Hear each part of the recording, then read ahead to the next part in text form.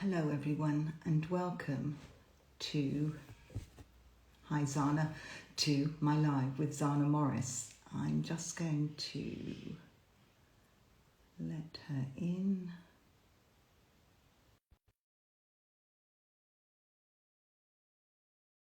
And thank you to everyone who's joining us. If I don't see any questions that you have, then please do message me and we will answer them afterwards. Hi Zana, how are you? Hello, how are you? I'm good, thank you. Lovely to see you. Lovely to see you.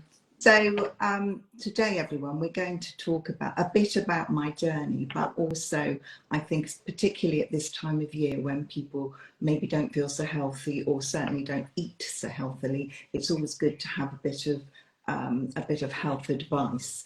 And I was just thinking while I was waiting for the clock to turn over that Zana has shared some fantastic advice and information with me over the last 8 months, and it certainly changed the way I think about food and the way I eat food.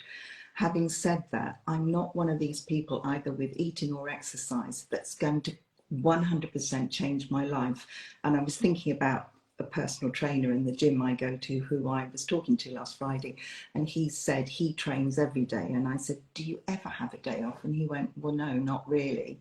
And I know I never was and I never would be that kind of person. And this, on the other side of it, I had a dinner party last weekend, and I've got another load of people coming for dinner this weekend, and then there's Christmas, and I know I'm going to eat and drink what I want. But how do we manage that, I want to know, and how do we get back into the swing of being healthy once Christmas and New Year is over?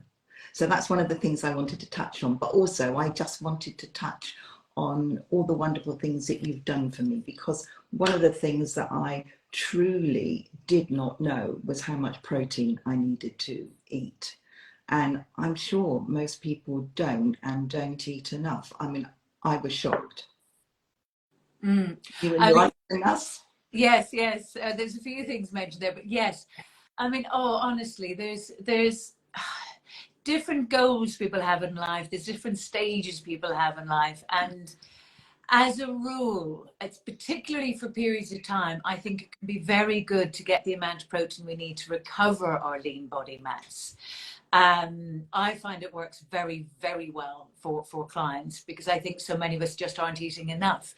And don't get me wrong, I think there's phases in life where maybe going low protein can be useful. But as a rule, if you're looking for strength and to recover the lean body mass, then protein's the only thing that will do that. And aging is effectively, and when I say aging, I mean from the age of 30, as we get older, the biggest thing that really, if you wanted to summarize aging up, is it's the loss of that lean body mass. Sarcopenia, they call it. And protein is the only food group, it's the only food group that recovers it, the amino acids. Our carbohydrates won't do it, our fats won't do it. They have other benefits, they're important in other ways, but protein is the only thing that will actually do it. And then the exercise stimulates the body to utilize it, if you like. So one of the things that sorry to jump in, one of the things that I also, you said to me, eat the most protein in the evening, which I certainly wasn't doing. More often than not, I would just have something like a vegetable stir fry. And once I started eating protein in the evening, I realized that I didn't feel hungry in the morning. So also trying to have that gap of between 12 and 16 hours of not eating became very much easier. Yeah, there's three great reasons to put your protein into the evening. If you're trying to lose belly fat, believe it or not, it's better to get the protein intake in the evening, because if you eat too much in the morning, it can cause a little bit of an insulin rise, so it can slow down fat loss around the belly, funnily enough. So if you're trying to lose belly fat, getting it, because you're trying to get it in, then get it in the evening rather than just trying to pile it in the morning. So that's the first reason. But the second, and they're sort of related, is we lose a lot of our, because if you think about it, the evening is the longest gap. As we're sleeping, it's the longest gap. And that's the time when your body will use the protein up to recover everything. Or if you don't have enough, you might find your body tissues breaking down. There's not enough food to carry you through that night fasting period. So getting it in the evening carries you through, and it makes sure you hang on to the lean body mass, but also you recover the lean body mass at night. And then that leads to the third reason, which you just hit the nail on the head. Intermittent fasting becomes quite easy. because you've enough fuel. Your body's been well fed. It's feeding. It's utilizing all those nutrients overnight, so you're not waking up with it almost in a starvation mode looking for food. So it carries it through. It's the best time to do it. So it certainly worked for me, and I think also I'd put it in my brain that once I'd eaten my meal in the evening, maybe have a coffee or something straight afterwards, but then not to have any dairy or anything really. The only thing I've been drinking is fruit teas if I have anything in the evening. Yeah, I mean, that depends what goal you're looking for, if you like. If you're doing the fasting, then yes, that's exactly what you're looking for. Yeah. Sorry, yes, if we're talking about the fasting there, yes. Certainly you want that 14 to 16 hour gap without anything of food value. Yes. If you're looking at getting the protein, and you can take it right now, because there's different arguments to should you eat just before you go to bed and so on and so forth. And obviously a great big meal before you go to bed is not ideal, Right. just from a sleep perspective. But interestingly, and I just had a client this morning where we were talking about this, interestingly, taking something like the protein shake, the casein protein, which we've mentioned before, just before, as you go to bed, can be quite beneficial. Now, obviously, if you're doing an intermittent fast, you'd have to work around that. Yeah. But casein is such a slow release protein. It often works extraordinarily well at night to really recover lean body mass. If you're looking for one of the most effective ways to do it, taking a protein shake in the evening before bed can work very well. And in this case with this client, that's exactly what we're looking at. Okay, and particularly, I guess, if it's your chocolate flavoured one, that's quite on a winter. Exactly, yes. Without the Baileys, I presume. Yeah, and actually it's also superb, not just for the lean body mass, but for bone density too. It seems to really help with that, just because it's naturally very high in calcium. Casein protein is naturally high in calcium. So I think, people think about protein powders as something that people that lift weights take, or otherwise to make a smoothie thicker. But obviously you're suggesting that everyone takes it or can take it. And certainly I found it a great addition to my diet. And the fact that you have a chocolate one as well as a vanilla one is a boost as well. I think if you are trying to control what you're eating, having something which it's not really sweet, but is sweet, gives you that need, shall I say, if you're a chocolate inclined person. But also, can you explain casein, or I know I never pronounce it correctly. Oh no, casein, that you've said perfectly. Casein. What is the difference between that and other protein powders? And other proteins. Back to your first point is as to why I might encourage people to take almost any protein shake, actually, to be honest. It's not that the protein shake is better than the food. It's just not everybody wants to eat all that food. So they may not want to get in all that extra fish or meat or cheese or things to get the extra protein in. They may want to eat what they have, and then that's just a little fast hack, easier of doing it. The casein protein, though, is without question my favorite form of it. Now, as in a favorite form of protein or protein powder. Casein is just what you get in cheese or yogurt. And when they make the cheese, you've the curds in the whey. And the whey used to be the waste product, and the curds goes with the cheese, if you like. So if you have a tub of cottage cheese, you're just having casein protein. That's what you're doing. And the only difference between that and the protein shake is you're just having the protein. There's no extra, there's none of the extra lactose or anything else at all in there. And what about its calorific value? Right. This is where I get very serious. Can we define what a calorie is? Oh gosh. Well, right.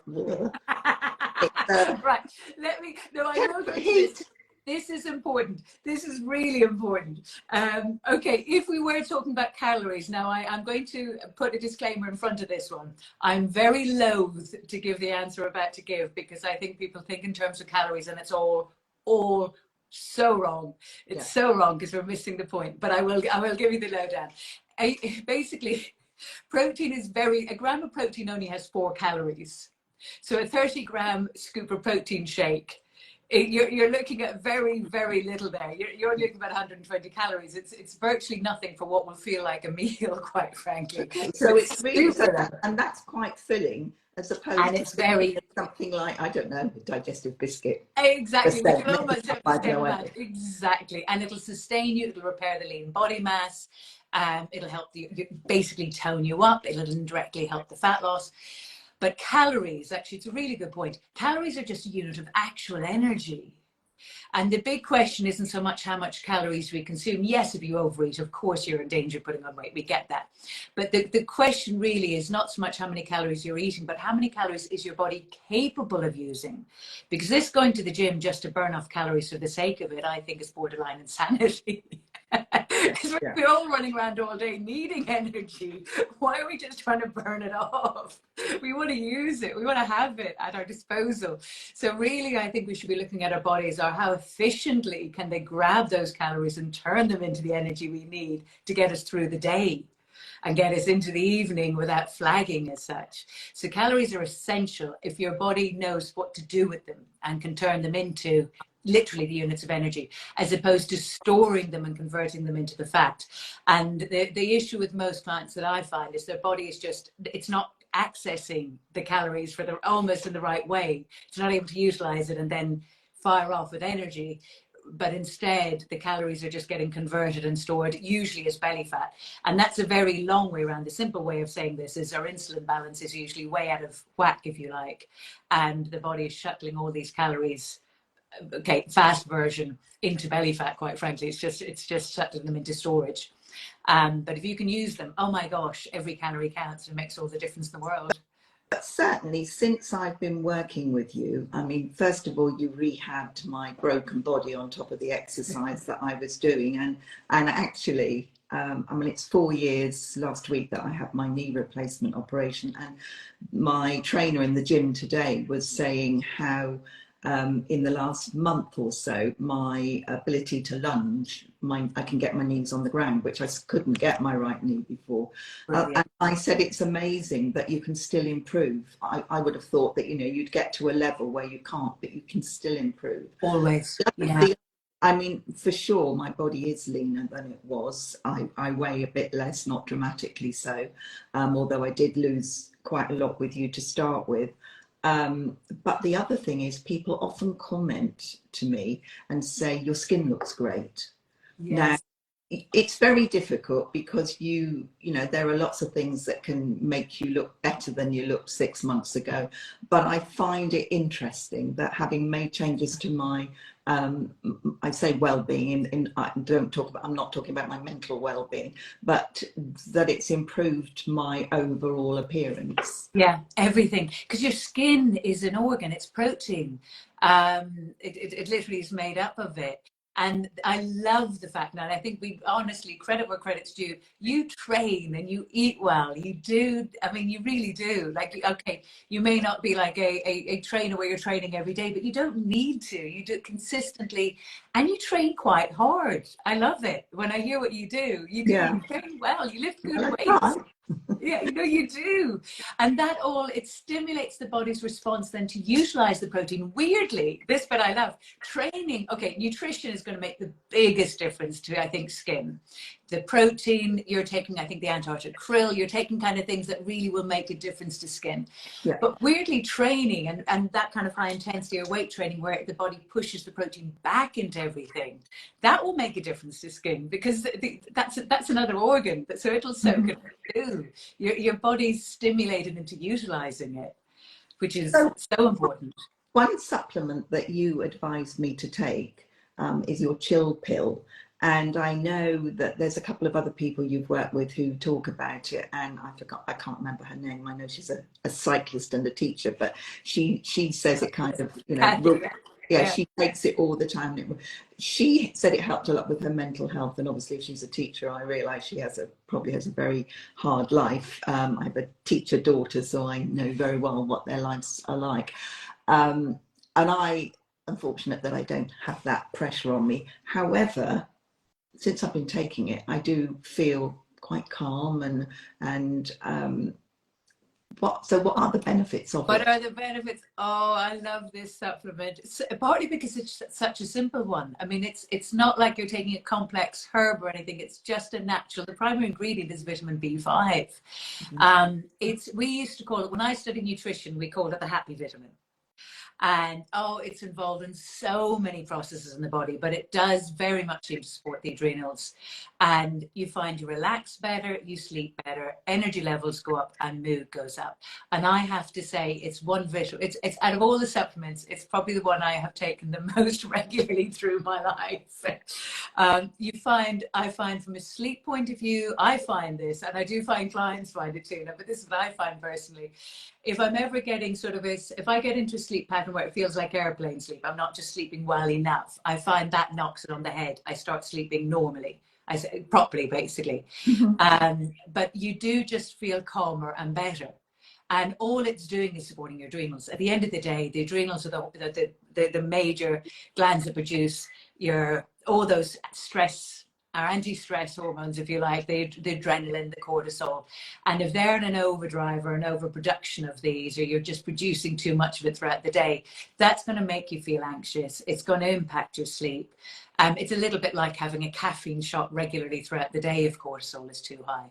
And indirectly, it will also affect your ability to get rid of fat, because they can affect insulin levels too. So I've noticed since I've been taking it, and I don't know if this is a coincidence, but particularly considering that the mornings are dark now, I'm actually waking up a bit earlier, but I'm feeling awake as well. Yes. I almost feel, and I certainly don't feel so tired in the evening. Brilliant. Well, that would have a lot, I suspect, to do with just that balancing back.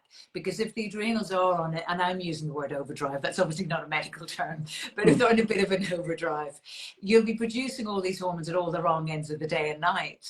And cortisol is hugely beneficial, and its job is to wake you up in the morning and get you out of bed. We're supposed to release it in the morning to get us going. But if your adrenals are sort of producing it all over the place, you're going to be releasing it at all the wrong times and then not at the right times. And you're just going to feel worn out, I think. So is there anyone who can't take this vitamin B5? Or is it? Not that I know of. Now, the only thing I will say is to everybody, if you're ever on medication or have kind of genuine health complaints, medical issues, always worth mentioning it to the doctors, the specialists, what you're taking, just so that they can configure it and make sure there's no interactions with anything if you're on medications that you might be on. But Gilpil is one of these very, very gentle vitamin supplements. So in my experience, you can pretty much take it with anything, and anybody can take it. And I say very carefully, because please do seek advice. What I'm about to say next, I'm saying very carefully, but if I'm dealing with clients directly, I will often even recommend it in small amounts now, even for children. They can even take it in much lighter doses. Now, I'm not saying that for everyone to go out and get it for their children. They likely don't need it, but it can be very helpful, interestingly enough, for things with like childhood asthma. It can be very helpful for. But again, just if it's any question like that, contact us in Strong Nutrients even directly. Or equally, if somebody's on medication, just check the doctor. It's always worth it for any supplement. Just let them know. Okay, so shall we talk about Christmas? Because I think that you get to a point where, well, people bring you chocolates and biscuits and things. You eat too much cheese. I don't know, people cook a ham. You have sort of lots of food you don't probably normally eat, plus you get invited to one house and then the other, and it's all quite hard to manage. And I think we've all got a friend who, even if you say no thank you, or I'm not drinking, it's like, of course you are, you can get a taxi home or whatever. I know like Father Ted, go on. You will. Yes. Exactly. So what's your advice in dealing with this? Well, I suppose I always think life's a bit short, and there's a touch of me that thinks, oh, do enjoy it. I mean, if you're going to do it, enjoy it. At the end of the day, it can be okay. It can be a tough time of year too, but it also has a touch of special kind of thing about it, Christmas. So I do think enjoy it. That said, so what would my little bit of advice be? I have, I suppose, three rules, and I say this gently, that I give to clients over Christmas. I'm using the word rules gently because obviously if they break them, I feel it's Christmas, enjoy it, and we can figure it out in January if we need to. First one is try not to snack or graze. So in other words, nothing's banned, but if you can try and avoid randomly picking up a sweet here and a sweet there, or a mince pie here and a mince pie there, but rather have them on the back of a meal or on the back of a lunch or something like that, so that you're having them as within set meals. And the little cheat around that is, if you have some protein before you have something sweet, it's going to have less of do less damage, if you like. It's going to have less of an insulin hit, if you like, on the body. Yeah. So, for example, if at 3 or 4 o'clock you think, oh, I'd love that mince pie, well, for example, have a bit of a protein shake, or have a little bit of protein first and then have it. So consider it a small meal. And that can do less damage, particularly from the insulin point of view. And even the same with chocolates, we're going to have them tag them onto the back of, rather than just randomly munching them. Protein's great for that. It curbs the appetite. You don't feel as hungry, but it can help stop the sugar hitting the bloodstream so quickly. So if you had the protein first, then there's something sweet afterwards, it'll slow down the release into the bloodstream, so there's less of an instant rise, which means it's less likely to go straight on as belly fat, and you're less likely to crave immediately afterwards for more. So it stabilizes it. So I always think, try not to snack, try not to graze, do that, and get the protein in around it. That can really help. That makes a big difference. The second thing I find works very well is get the morning right. If you spike your insulin in the morning, it tends to be up for the day, and it's hard to get it back down. Whereas you sort of get away with it. Our hormonal balance, our natural hormonal balance, changes as the day goes on, and you kind of get away with things in the evening in a different way than if you did it in the morning.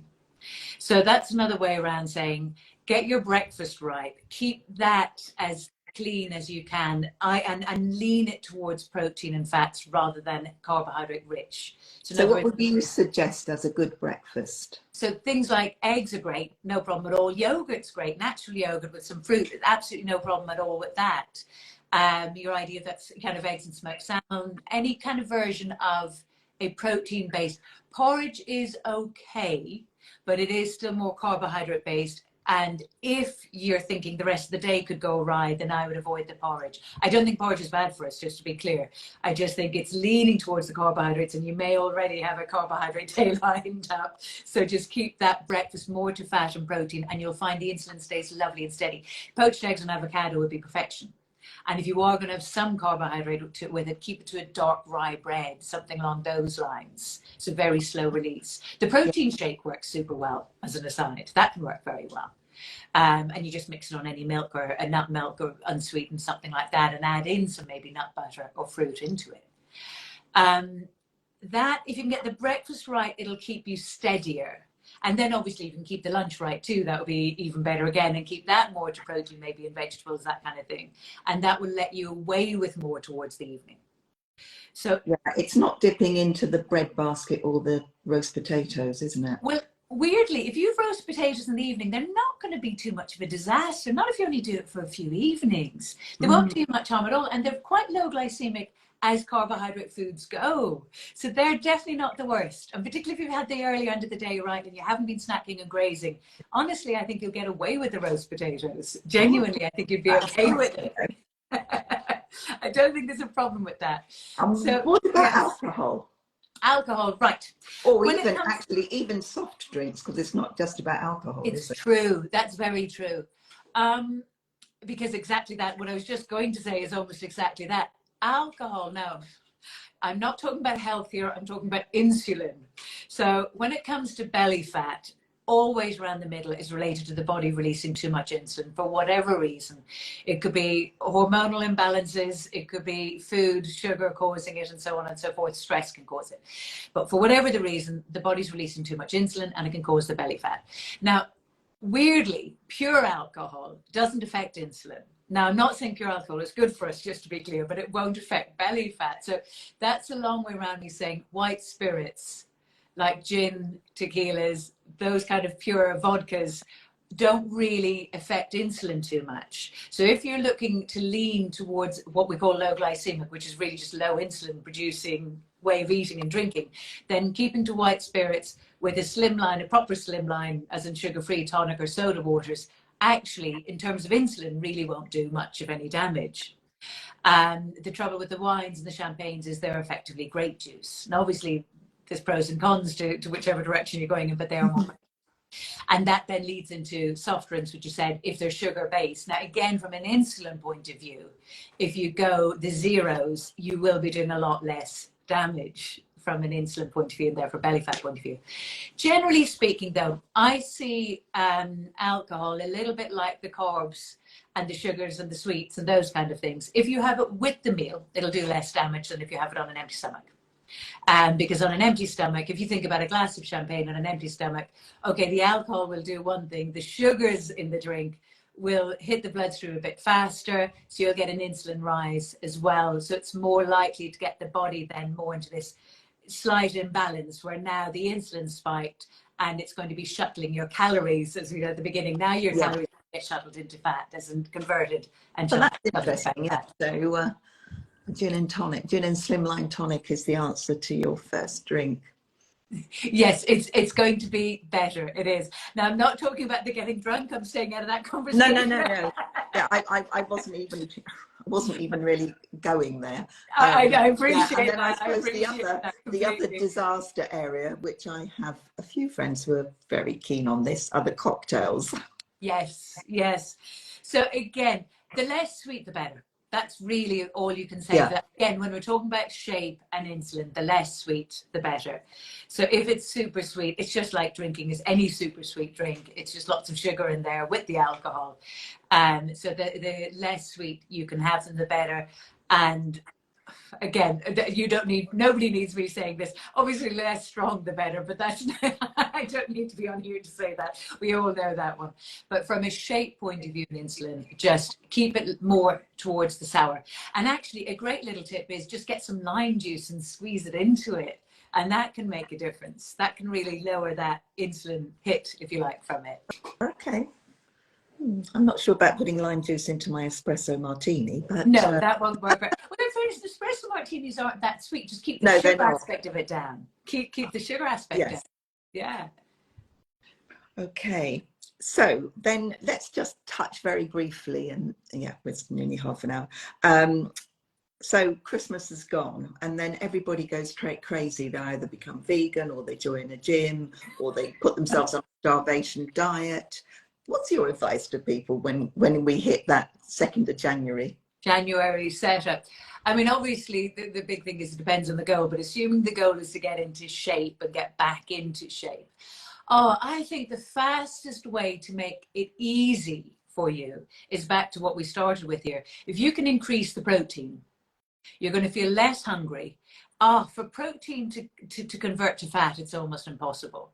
As in, you want to eat a lot. You really would.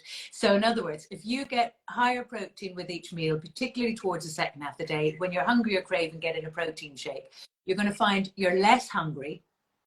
That protein will sustain your lean body mass. So you'll be toning and firming. I mean, that's what does it effectively. Yeah. And then it becomes very easy to reduce the carbs and the sugars. I find most people go at it the other way around. They start cutting things out first, and then they crave, and then it's willpower, and then you're on it on a Monday and you're off it by Thursday, starting again the following Monday. Whereas if you go the other way around and think, well, let me just add the protein in, then you'll find it's much easier to look at intermittent fasting. That's a brilliant way to help stabilize insulin and target the belly fat. It becomes much easier not to go for the sweets, because if you go for the protein first, you won't feel like it. And that's what tones you. And it'll also be what then basically tones you. It helps you recover the lean body mass. And that's going to help your stamina when you go into the gyms, when you're training, you'll recover faster, and all of the results then will change. So I would do it in order of start gently increasing the protein intake. And that's where protein shakes can come in very handy.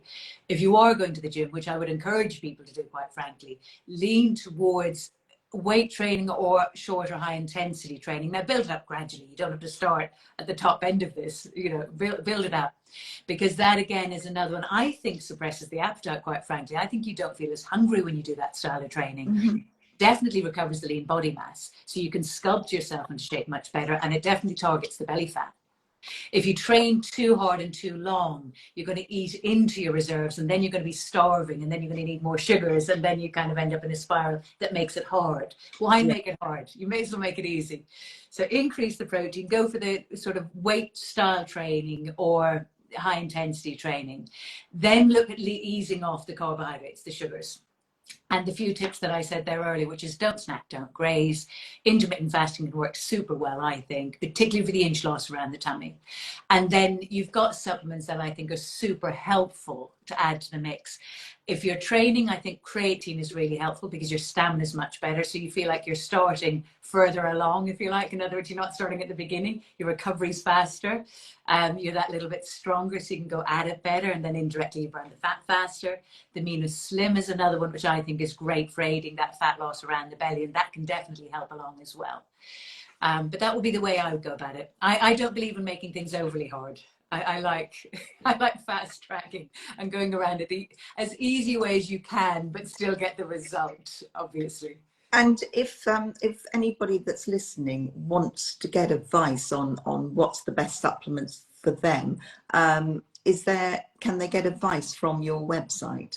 They can. Now you can either go directly to me and my website, which is zanamorris.com, or even email me directly. Honestly, I don't mind. There's a link in the website and I'll get that. And I'm really happy to reply. Direct message, and equally strong nutrients. If it's supplements you're interested in, you can go through strong nutrients, direct message, or equally there's an email on the strongnutrients.com site. And if it's a complicated question, anything on strong nutrients will get sent to me, so I'll be answering it. So it will always get answered. We'd be delighted to now, genuinely delighted to. So my last question, what do you do at Christmas time? What do I do? Oh, I have to say, it depends a little bit on who I'm with. The rules, and I really am using the term rules loosely here, because I really do believe in, do enjoy yourself too. Don't tie yourself in knots with rules as such. I like keeping to the intermittent fast. I find that makes it very easy because I don't really tend to feel hungry in the mornings anyway. So I find that very easy. I don't like snacking or grazing because I don't find I feel well if I do it. So I will usually try and avoid it. Now, occasionally, exactly as you say, you'll be visiting people and there'll be a mince pie handed to you. And do you know what? I'll have it and I'll enjoy it. I really will. I quite like mince pies, particularly this time of year. There's something obviously festive about it. So I'll do it. But I won't do it every day because I just find I don't feel well. I don't enjoy it. And after that, I kind of stick to what I might normally do, unless I'm in a situation where I just can't, in which case I just relax and enjoy it, quite frankly. I tend to stick to these rules, not because I'm desperate to stay in shape, in inverted commas. That's not why I'm doing it. I do it because I feel better for it, genuinely. And I just don't feel as well when I don't. Yeah, you tend to get very sluggish, I think. Yes, that's why. Now, and I do think, I suppose that there's one last tip I'd give, and we've all heard a version of this before, but it's worth keeping it in mind. It's worth doing it, is do take the time out to do it, even if it's just 20 minutes of exercise. And even if that's just a brisk walk. Yeah. It makes all the difference in the world, I really think. And it does have an impact on hormones. It's mental and it's physical, getting the circulation moving. It resets the body. And it sort of takes you out of, dare I say, and I say this a little bit tongue-in-cheek, it takes you out of almost that drug addiction that can happen at Christmas of alcohol, sugar and caffeine. Yeah, no, I totally agree. And I think also, I mean, I'm not very good at things like meditating. And I always say that a walk on the beach or through the woods is my form of meditation. Yes. And just fresh air.